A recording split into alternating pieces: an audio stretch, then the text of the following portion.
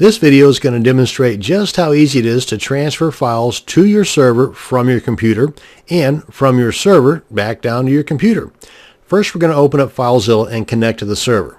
And we can connect to our server either through the Quick Connect bar or through our Site Manager that we can access through the File menu button. Go to Site Manager, and if you've already got some set up in here, just select the one that you want to connect to and then click on Connect. Now when you've successfully connected, and you'll know that because you'll see stuff over here and it'll say so right here, you're going to see your computer, that's the local site on the left hand side, and your server or the remote site on the right hand side. Now on your server, you are by default opening to the root of your server, not the root of your website. That is, of course, if you have a website yet. And you can tell that you're in the root because you got this / right there. Now most web hosting companies tell you which directory you should upload your site files to, and you get that information in that initial email that includes your login stuff whenever you first purchase that web hosting service. Now in this case, it's the public_HTML directory. And if we scroll down just a bit here, you can see it's right here. You can also see this if we hit the plus button there to expand these. And these question marks, by the way, tell you that these directories have not been opened up yet in this particular session. And there we are. And just click on that, and it opens up all the files that we have in our public_HTML. And if you're just starting out, then you probably don't have anything in here except for the file icon up here and a couple of dots off to the right of it. But as you can see, I've already got a few files and folders in here. Now, sometimes it's not the public_HTML directory. Maybe on your web service, it's the HTML doc directory or even the www. But if you're not sure and cannot locate that info on that email that you got originally, then just contact your web hosting service and find out. Now that we've got all that figured out, let's go ahead and start transferring some files. And as far as the process, it's pretty simple. I mean, you got a couple of different ways you can do it. For example, if I want to transfer, you can see that they are in alphabetical order for the most part. But if I want to transfer this FileZilla.xml file over to the server here, and that'll be in the public_HTML directory, then I can just right click on it. And in this drop down list here, I just left click on the upload. And you can see the process as it takes place. And here it is right here. Let me go ahead and delete that. Right click, left click on delete. Are you sure?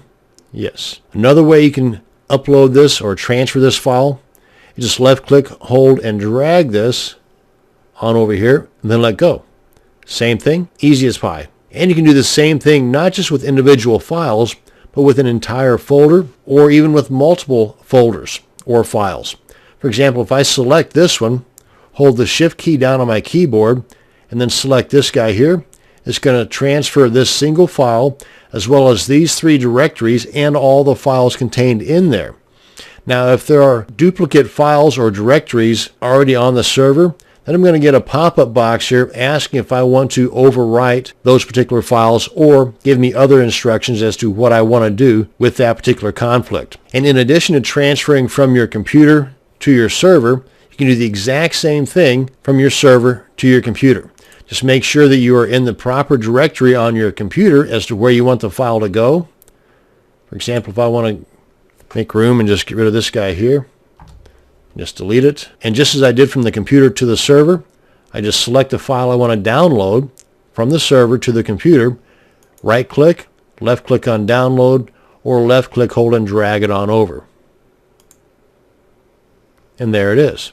And to demonstrate that error message I was talking about, if we just left click, hold, and drag it on over, this is the box that pops up and gives us actions that it wants us to do, whether we want to resume, rename, skip it, overwrite it if it's different. And we can also check this box here if we want it to always do this particular action that we're going to describe here. And you can see the other information here as well, depicting both the file on the server and the file that it's going to be interacting with on the computer or the local site. We'll go ahead and cancel that out.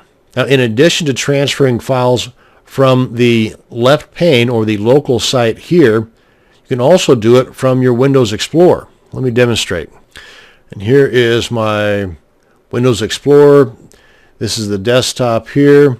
And if I want to just drag this folder into the server, same exact thing.